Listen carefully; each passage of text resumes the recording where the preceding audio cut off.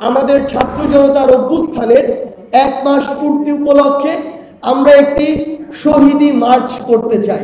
এটি আগামীকাল বিকাল 3টায় ঢাকা বিশ্ববিদ্যালয়ের রাজু ভাস্কর্যের সামনে থেকে শুরু হবে এবং সেখানে আমরা প্রত্যাশা করি আমাদের শহীদ পরিবারের একজন মা, একজন বাবা, একজন ভাই, একজন বোন তাদের জায়গা থেকে তাদের চাওয়াগুলো বলবেন, তাদের অনুভূতিগুলো বলবেন।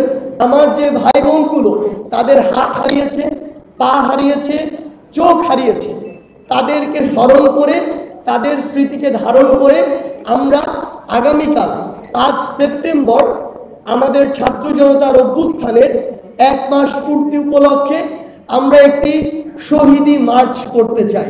এই শহীদি মার্চে আমরা চাইব আমাদের যে বাবা মারা, যে ভাই বোনেরা তাদের সন্তান হারিয়েছে, তাদের ভাই বোন হারিয়েছে, বিনয়ের সাথে আমরা আপনাদের প্রতি অনুরোধ করতে চাই আপনারা আমাদের সাথে আসুন। আপনারা যে ভার নিয়ে আজকে চলছেন, হাঁটছেন, আমরা সেই ভারের সঙ্গী হতে চাই। আমরা সব সময় আপনাদের সন্তান হয়ে, ভাই বোন হয়ে আপনাদের সাথে একইভাবে চলতে চাই।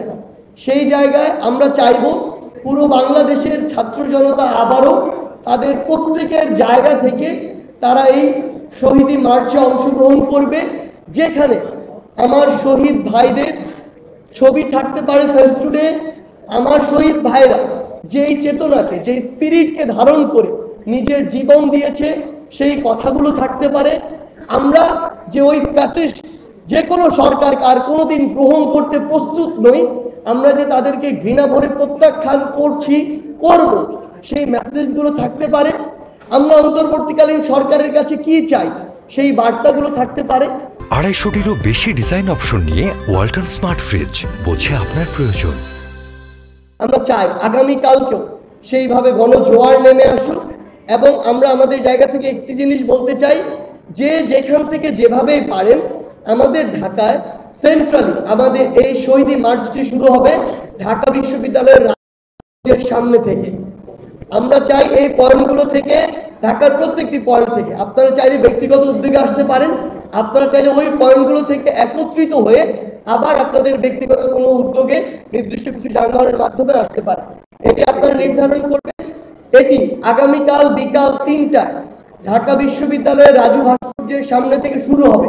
আমি রুটটি বলছি, আমাদের শহীদি মার্চের রুট হবে রাজু ভাস্কর্য থেকে শুরু করে নীলক্ষেত হয়ে নিউ মার্কেট, কলাবাগান, এরপরে ধানমন্ডি পার হয়ে মানিক মিয়া এভিনিউ হয়ে অর্থাৎ সংসদ ভবনের সামনে দিয়ে ফার্মগেট, কাওরান বাজার, শাহবাগ, আবার রাজু ভাস্কর্য হয়ে আমাদের জাতীয় শহীদ মিনারে গিয়ে শেষ হবে এবং সেখানে আমরা প্রত্যাশা করি আমাদের শহীদ পরিবারের একজন মা, একজন বাবা, একজন ভাই, একজন বোন তাদের জায়গা থেকে তাদের চাওয়াগুলো বলবেন, তাদের অনুভূতিগুলো বলবেন এবং পরবর্তী বাংলাদেশের তরুণ প্রজন্মের কাছে, ছাত্র জনতার কাছে তারা কি চান সেটি তারা তাদের জায়গা থেকে উপস্থাপন করবেন।